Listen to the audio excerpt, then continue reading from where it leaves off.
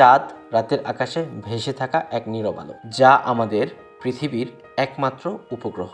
হাজার বছর ধরে এই চাঁদ মানুষের কল্পনা, বিশ্বাস আর বিজ্ঞানের গভীরতায় আলো ছড়িয়ে যাচ্ছে। বিজ্ঞানীদের মতে আমাদের পৃথিবী প্রায় 4.5 বিলিয়ন বছর আগে টিয়া নামের একটি বিশাল গ্রহাণুর সাথে সংঘর্ষে লিপ্ত হয়। ছিটকে যাওয়া ধ্বংসাবশেষ একত্রে মিলিত হয়ে তৈরি হয় আমাদের উপগ্রহ চাঁদ। কিউরিয়াস মাইন্ডের আজকের পর্বে আমরা জানব চাঁদ সম্পর্কে। আমরা জানি চাঁদ পৃথিবীর একমাত্র উপগ্রহ, যা আমাদের পৃথিবী হতে প্রায় 3,84,400 কিলোমিটার দূরে অবস্থিত। জোয়ার ভাটা, পৃথিবীর অক্ষের স্থিতিশীলতা, এমনকি জীবনের বিকাশেও চাঁদের ভূমিকা অপরিসীম। চাঁদের কোনো বায়ুমণ্ডল নেই কোনো আবহাওয়া, তাই কোটি কোটি বছর আগের সংঘর্ষের চিহ্ন আজও স্পষ্ট। চাঁদের মাধ্য আকর্ষণ পৃথিবীর এক ষষ্ঠাংশ। চাঁদের নিজের কোনো আলো নেই। সূর্যের আলো চাঁদের উপর পড়ে প্রতিফলিত হয়ে আমাদের চোখে আসে। সূর্যের আলো অনেক রঙের মিশ্রণ। চাঁদের পৃষ্ঠ এই সব রঙকেই প্রায় সমানভাবে প্রতিফলিত করে, যার ফলে সেটি সাদা হিসাবে আমাদের চোখে ধরা পড়ে। প্রাচীন সভ্যতা চাঁদকে দেবতা হিসেবে পুজো করত। মিশর, ব্যাবিলন, মায়া সভ্যতা সবখানেই চাঁদের আলাদা গুরুত্ব ছিল। চন্দ্র ক্যালেন্ডারের উপর ভিত্তি করেই গড়ে উঠেছে অনেক ধর্মীয় উৎসব ও সময় গণনার পদ্ধতি। কবিতা, গান, লোককথায় চাঁদ যুগ যুগ ধরে মানুষের কল্পনা, অনুভূতি ও সৃষ্টিশীলতার উৎস হয়ে আছে। 1957 সালে সোভিয়েত ইউনিয়ন স্পুটনিক 2 মহাকাশযানে লাইকা নামের এক পথ কুকুরকে পাঠায়। সে ছিল পৃথিবীর বাইরে কক্ষপথে পৌঁছানো প্রথম জীবিত প্রাণী। তবে এটি ছিল একমুখী মিশন।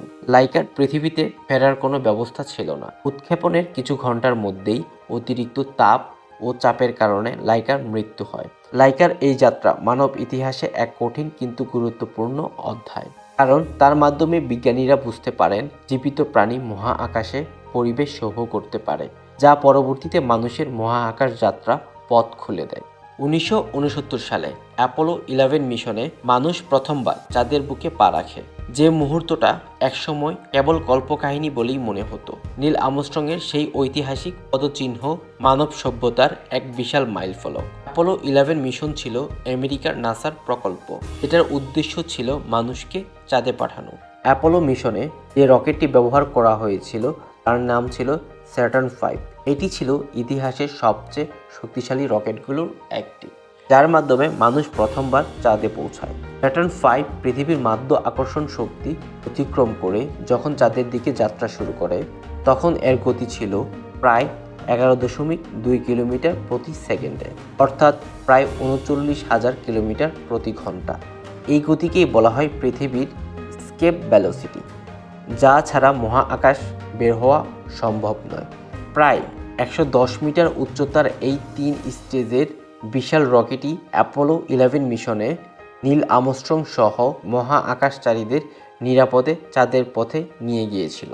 চাঁদ পৃথিবীর একমাত্র প্রাকৃতিক উপগ্রহ হিসেবে কেবল জ্যোতির্বৈজ্ঞানিক গুরুত্বই বহন করে না, বরং মানব ইতিহাস, সময় গণনা এবং বৈজ্ঞানিক অনুসন্ধানে একটি মৌলিক ভূমিকা পালন করে এসেছে।